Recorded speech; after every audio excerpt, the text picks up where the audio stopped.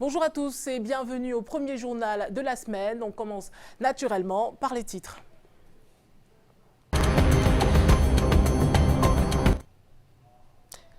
Les champions d'Afrique de volley-ball sont de retour au Cameroun. Grâce à elles, le pays n'est pas rentré bredouille des Coupes d'Afrique des Nations organisées cette année en Égypte. Une victoire très applaudie par la population. La résistance aux antibiotiques est un gros problème de santé publique au Cameroun. L'Organisation mondiale de la santé organise depuis ce matin à Douala le plan de lutte contre le phénomène qui tue de nombreux Camerounais chaque année. Et en page magazine, nous irons à Penka Michel dans la Ménois pour savoir qui se cache derrière ce nom et pourquoi il était attribué à un arrondissement très populaire au Cameroun. C'est tout pour les titres de ce lundi.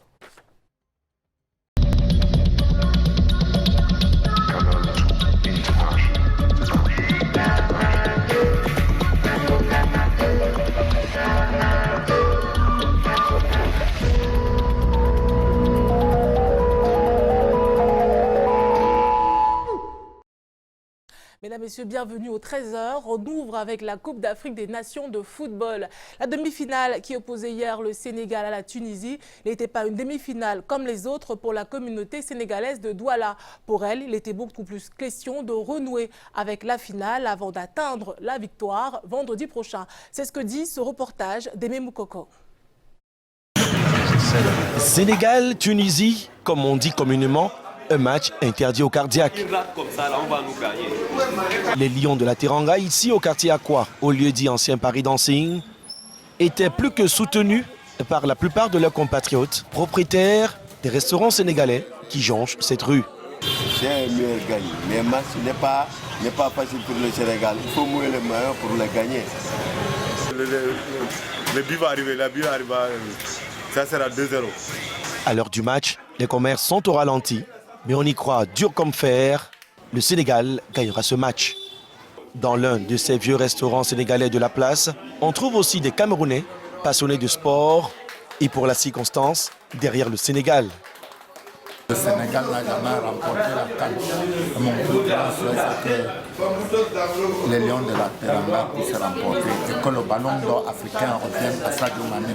J'ai soutenu mes amis, les Sénégalais, je pense qu'on est ensemble. Et puis on a regardé le premier mi-temps, c'était bon. Les gars, ils ont raté quelques buts et puis on a toujours confiance qu'ils vont gagner même 2-0. Qui va marquer? Le match est tendu, les visages sont serrés, puis vint l'épisode des pénaltys. D'abord la Tunisie.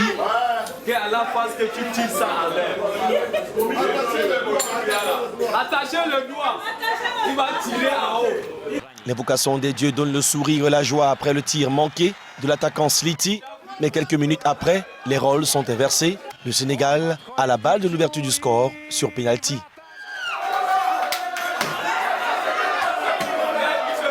Même le Djakere, à peine servi, doit attendre. Le suspense est intense. Ce n'est que dans la première partie des prolongations que les Aigles de Carthage offrent le but de la victoire avec cette tête contre son camp. Presque un miracle, les Sénégalais retrouvent la finale au grand plaisir de ses ressortissants qui vivent à Douala. La Coupe d'Afrique des Nations se poursuit donc et malgré l'élimination des Lions indomptables, la compétition continue de mobiliser de nombreux téléspectateurs à Koupa Kanyam, un village du département du Noun. Là-bas, groupes électrogènes et écrans géants ont été installés pour ne rien rater jusqu'à la finale. C'est ce que nous dit Aimé Moukoko une fois de plus. Concentrés, attentifs, regard fixé sur l'écran géant, les populations de la ville de Koutaba, mais surtout les amoureux de football, vivent depuis quelques semaines comme s'ils y étaient la Coupe d'Afrique des Nations Égypte 2019. Malgré l'élimination des Lions indomptables, les habitants de ce village, dont le Noun, continuent de vibrer au rythme des matchs de la CAN. Impossible de ne pas s'employer au groupe électrogène pour faire face aux coupures intempestives de courant électrique, très réguliers dans la ville de Koutaba. Grâce au ministère de la Communication, l'initiateur de cet écran géant, dans ce coin populeux, la commune de Koutaba permet aux citoyens de ces zones reculées d'apprécier le niveau des différentes équipes. On parle ici de 10 villages qui en profitent. Nous avons bénéficié de ce projet issu du ministère de la Communication qui a compté la commune de Koutaba parmi l'accès aux 10 000 villages. Les supporters de football, eux, ne cachent pas leur satisfaction. Les qu'on ne s'y attendait pas, mais on a trouvé. Ils nous promettaient, mais cette fois-ci, nous avons gagné et nous avons gagné. On lui demande d'aller en avant. Il y avait ce grand geste, il a vraiment, nous tous on est contents ici dans le village. Nous sommes tellement satisfaits parce qu'on était vraiment bloqués ici là. Après le passage de mai, vraiment on est tellement contents ici là, pour pas ici là. Ainsi se vit la 32e édition de la Coupe d'Afrique des Nations Égypte 2019 dans l'arrière-pays, notamment à Koupa Kanyam, dans le Noun. Autre actualité en sport, les Lions indomptables conservent leur titre de champion d'Afrique de volleyball. C'est à l'issue de la finale qui les opposait au Kenya et qu'elles ont remporté sur le score de 3-7-2. Nos envoyés spéciaux André Mirabeau-Mahop et Thierry Camteau ont assisté à cette rencontre. Finale du championnat d'Afrique des Nations dames de volleyball. Les Lions du filet font des pieds et des mains pour conserver leur couronne continentale en cette ultime rencontre de cette édition 2019. Dans un gymnase du 6 octobre qui sonne creux après la défaite de l'Égypte, camerounaise et kenyane se rendent coup pour coup. Les coéquipières de Christelle Nana ont empoché le premier set 25-17 et au terme d'un mano à mano intenable, les Kenyanes se sont imposées 27-25 lors de la seconde manche. Le Cameroun, tombeur de l'Égypte 3-7-0 hier, en demi-finale compte bien obtenir sa revanche face au Kenya qui l'a battu en poule après tie-break. Déjà en fin d'après-midi, le Sénégal a décroché la médaille de bronze en dominant le pays hôte 3-7-1. Et quelle que soit l'issue de cette rencontre, la délégation camerounaise regagne le Bercail cette nuit même. Décollage à l'aéroport international du Caire à 2 h du matin, arrivé à Yaoundé aux alentours de 11 h. André Mirabeau-Mahop, Thierry Camteau au Caire pour Canada International. Les championnes de volleyball sont donc de retour au Cameroun et elles ont atterri à Yaoundé. Nous allons justement retrouver Karel Mezatia-Choya. Karel, bon après-midi.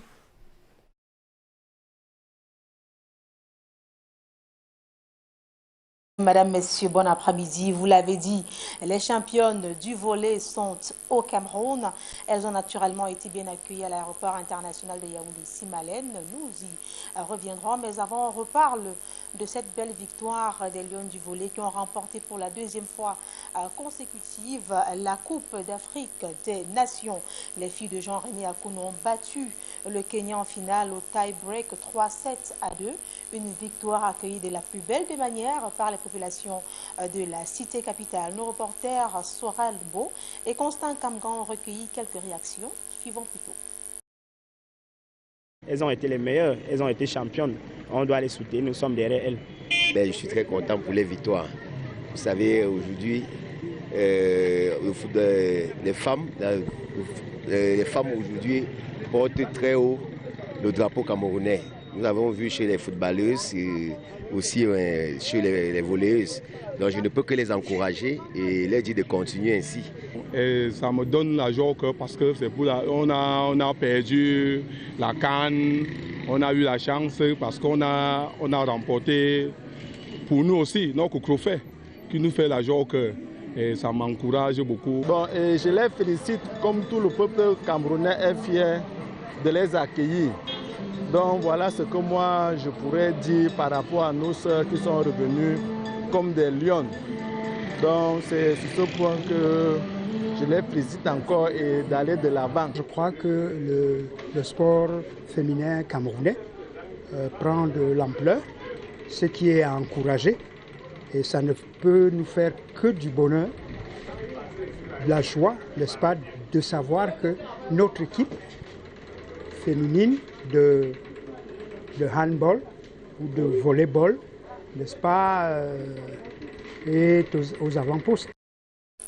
Et puisqu'on parle de joie au cœur et de fierté, c'est le même sentiment qui a animé 100 orphelins, non-voyants et personnes handicapées qui viennent de recevoir un appui des étudiants en médecine qui ont donc décidé d'accompagner ces personnes démunies pour la rentrée scolaire prochaine. Et c'est pour cela que ces étudiants ont organisé une soirée de gala ici même à Yaoundé afin de récolter des fonds qui vont leur permettre d'atteindre l'objectif visé. Sur les motivations de cet acte au grand cœur, je vous propose d'écouter le docteur Aurélien Nana, président de l'Association des étudiants en médecine du Cameroun, et Zhang Ngete Marguerite, présidente du comité d'organisation de la soirée de gala. Il s'exprime au micro de Sorel Mbo et Hubert Mouchier. L'association Santé et Vie, dont l'objectif de promouvoir la santé et le bien-être social, a eu à mener ce genre d'activités pour promouvoir la santé et les œuvres qualitatives dans notre association. Et ayant fait des descentes dans ces deux orphelinats, on a vu les conditions de travail, nous sommes entretenus avec les responsables et on s'est rendu compte qu'il y avait beaucoup de tas, beaucoup de problèmes et ils nous ont proposé de pouvoir les accompagner pour cette rentrée scolaire. Et on s'est dit, bon, comme ça cadre avec les objectifs de notre association, pour lever suffisamment de fonds pour les accompagner, il faut organiser un gala de charité. L'objectif à atteindre lors de cette soirée est de récolter 5 500 000 francs pour pouvoir offrir des fournitures scolaires à 100 orphelins de la ville de Yaoundé. Angélique Ekosono et Hubert Nouchi. Dans l'actualité, le Cameroun a désormais son représentant au concours international de la langue chinoise en Chine. Il a remporté la 12e édition du Chinese Bridge Children qui s'est tenue récemment à l'Institut Confucius, ici même à Yaoundé, plus précisément du côté de Soa. Une compétition qui s'est déroulée en présence de l'ambassadeur de Chine au Cameroun et de nos reporters Alain Gislain Kanga et Constant Kamga.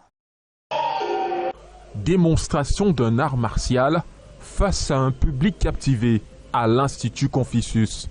Ici, la compétition bat son plein et chacun y va de sa discipline. 8 candidats venus de Yaoundé, Douala et Garoua ont rivalisé d'adresse en chant, en danse, en kung-fu, en éloquence, en langue chinoise à l'occasion de la 12e édition de la Chinese Bridge Secondary. Au final, c'est elle qui a le plus captivé les membres du jury. Je compte dès à présent étudier le chinois chaque jour pour aussi être comme Lomai et Liwen, gagner aussi encore pour être les premiers d'Afrique. Maïli va donc représenter les couleurs vert, rouge et jaune en Chine au concours international. L'ambassadeur de Chine au Cameroun, qui a présidé la cérémonie, s'est réjoui de l'intérêt que portent de plus en plus les Camerounais à la langue chinoise. Le Chinese Bridge est une compétition très importante pour les étudiants camerounais et les jeunes qui veulent apprendre la langue chinoise pour aller étudier, vivre ou travailler en Chine. C'est aussi une contribution pour la coopération entre la Chine et le Cameroun. Un intérêt que le directeur de l'Institut des Relations internationales du Cameroun vit à chaque édition.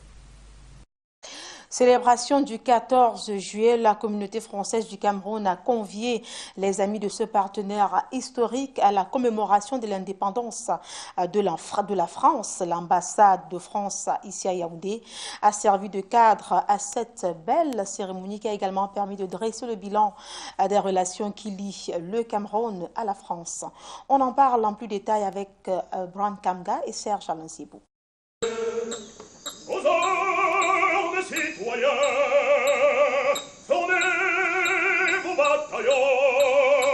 Un 13 juillet à Yaoundé, comme le 14 en France, la célébration du 230e anniversaire de la chute de la Bastille se fait en toute convivialité. Membres du gouvernement, diplomates, hommes d'affaires et autres amis de la Ve République dressent avec Gilles Thibault le bilan des relations franco-camerounaises. Au plan économique, la France avec EDF et l'AFD, via un partenariat international public-privé, et le fer de lance du projet de construction de la centrale au fil de l'eau de 420 MW de Nartigal. Au plan financier, la France est le seul pays à participer à titre bilatéral au programme du FMI de soutien à l'ICMAC à travers une aide budgétaire de 200 milliards francs CFA, de 66 en 2019. La coopération militaire est tout aussi fructueuse avec l'appui multiforme de la France dans la lutte contre le terrorisme, le soutien à la culture. Après 3 années passées au Cameroun, cette célébration, la veille du 14 juillet, permet à l'ambassadeur de France arrivé en fin de séjour de prononcer probablement un discours d'adieu. Dans quelques jours, je quitterai des amis camerounais, français, diplomates qui m'ont beaucoup donné et à qui je dois beaucoup. Je leur en suis très reconnaissant comme mon épouse. Avant l'unique prise de parole de la soirée, Gilles Thibault décore cet officier français. Nous vous faisons chevalier de la Légion d'honneur.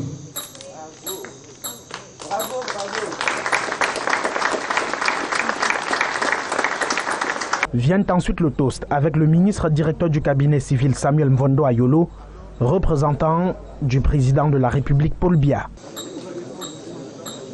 De la diplomatie en religion, l'archidiocèse de Yaoundé vient de s'agrandir. La paroisse Notre-Dame de Lourdes de Ntemasi a été consacrée samedi dernier par Monseigneur Jean Mbarga. Cette demeure du Christ accueille de milliers de fidèles. C'est le fruit des efforts de toute la communauté chrétienne du quartier Omnisport ici même à Yaoundé. On en parle avec beaucoup plus de précision une fois encore avec Brand Kamga et Serge Alain-Sibou. Ouvrez-vous, portes éternelles, laissez entrer le roi de gloire. Ainsi s'ouvre la porte d'une nouvelle demeure du Seigneur. La paroisse Notre-Dame de Lourdes de Ntemasi est consacrée ce samedi 13 juillet à Yaoundé.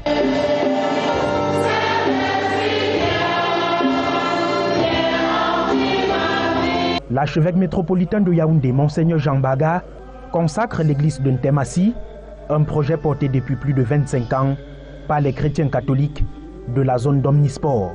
La communauté chrétienne de Ntemasi a commencé à grandir et à s'affermir dans la foi.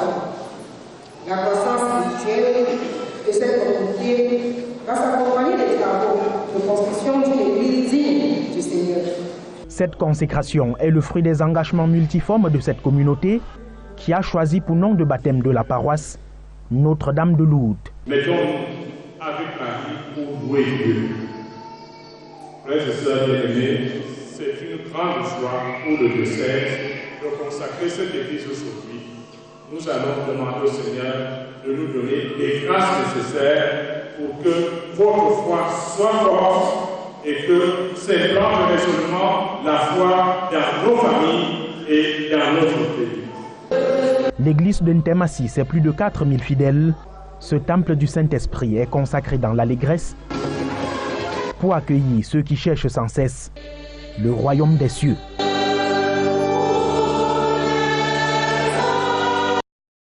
La suite, c'est en santé. On s'intéresse à l'information relative à la résistance aux antimicrobiens. On en parle avec vous du côté de Douala, Vanessa Melakamdem.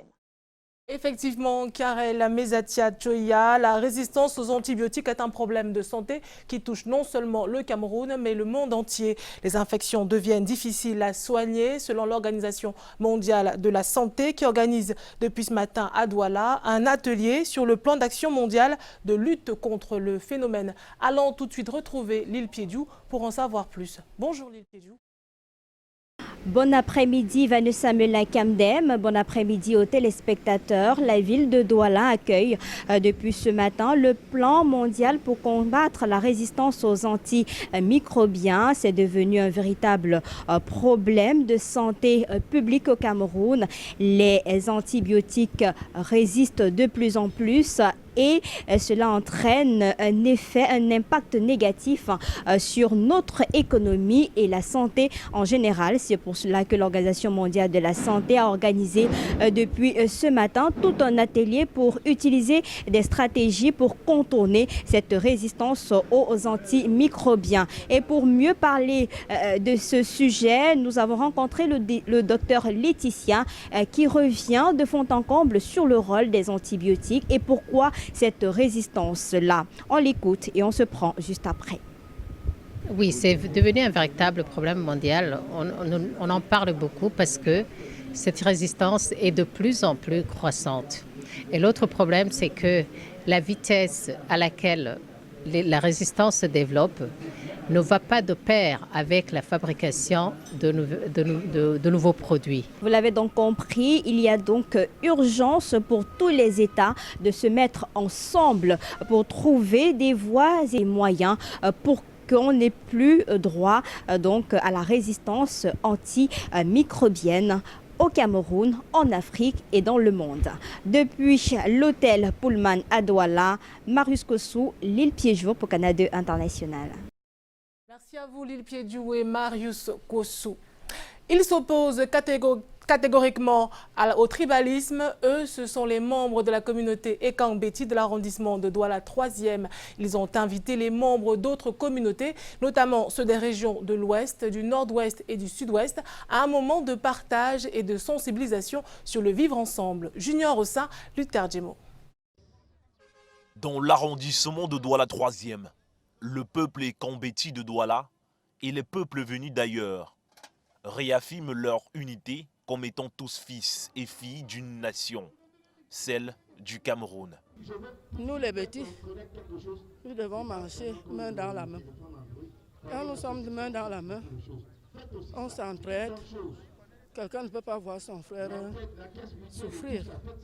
L'association de l'élite du centre, sud, est, accompagnée de Sa Majesté Meyon Bissolet, de par cette cérémonie coutumière, meublée de rites traditionnels, danse et animations culturelles, a officiellement élevé la voix pour signifier son amour et attachement aux fils de l'Ouest, du Nord-Ouest, du Sud-Ouest, du Nord, du Sud et d'ailleurs. Comme quoi ici ou là-bas, on est chez soi, a-t-elle martelé. Interpelle tous. Vous connaissez réellement de ce que nous vivons aujourd'hui. Et si réellement nous ne passons pas par ce vivre ensemble, pour pouvoir donc préserver la paix dans notre pays, je dis bien que réellement, nous n'irons nulle part réellement avec le désordre que nous vivons aujourd'hui dans notre pays. Ce regroupement, tout aussi important, a permis de constater que les hommes de l'Ouest ont pris pour épouses les femmes du centre et du littoral, une véritable cohésion sociale pour un renforcement de l'unité nationale. Un message de solidarité, un message d'entraide entre nos différentes communautés et entre nous les frères et un message de vivre ensemble. Pour ces hommes et femmes réunis, l'objectif est de barrer la voie au tribalisme et de s'unir pour vaincre la crise sociopolitique qui sévit dans le nord-ouest et le sud-ouest du Cameroun. Avez-vous déjà entendu parler de Penka Michel? Eh bien, ce nom commun de personne est également le nom d'un arrondissement dans le département de la Menoix. Ce nom a été attribué à l'arrondissement à cause d'un homme qui a beaucoup œuvré pour la paix dans cette partie du Cameroun. Mais qui était cet homme? En réalité, des réponses dans cette correspondance d'Éric Matané. Situé à une vingtaine de kilomètres du chef-lieu du département de la Menoix, l'arrondissement de Penka Michel est une ville historique de par son nom qu'il porte.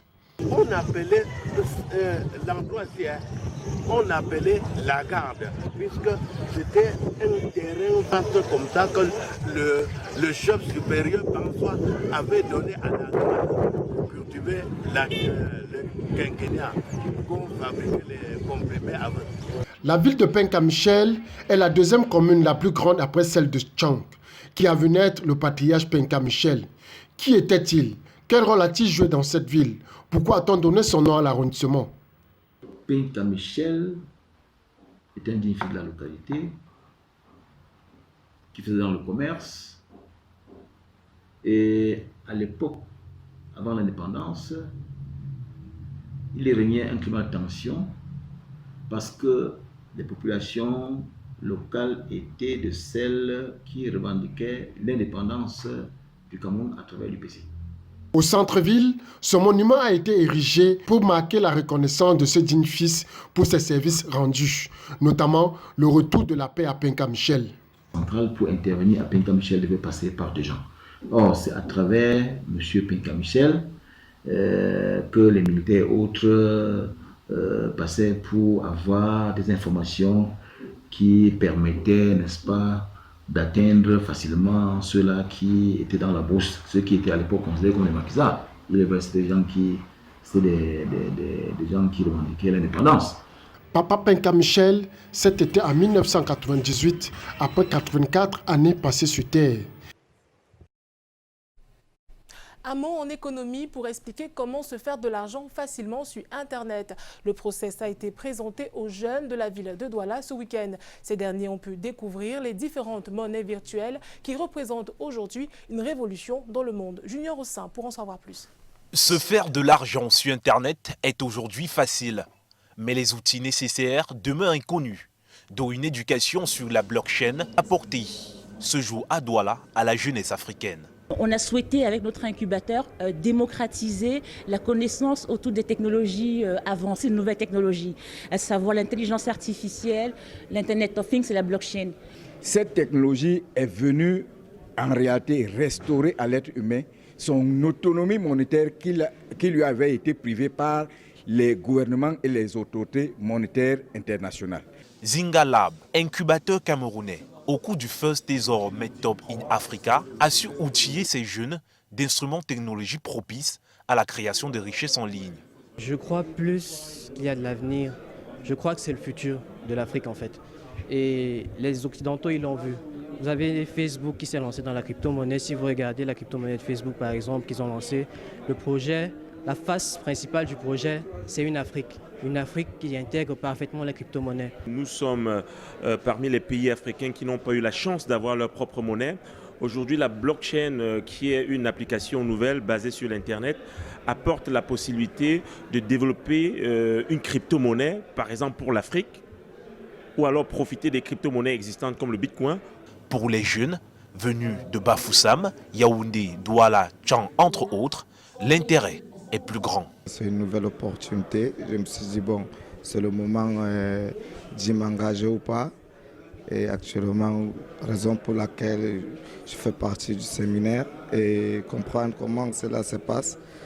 L'avantage, car le numérique, les opportunités qu'il y a. Aujourd'hui, on parle de blockchain, on parle de nouvelles technologies. Et quand on parle de quelque chose de nouveau, ça veut dire qu'il y a quelque chose à gagner et il faut déjà se positionner. Je pourrais intégrer cette technologie dans ma boutique en ligne et ça pourra vraiment beaucoup m'aider. Il a par ailleurs été enseigné à cette jeunesse la valeur d'une crypto-monnaie propre à l'Afrique, appelée Tezos.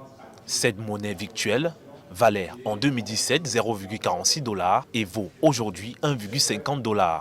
De quoi s'y investir à travers un téléphone ou un ordinateur, tout simplement.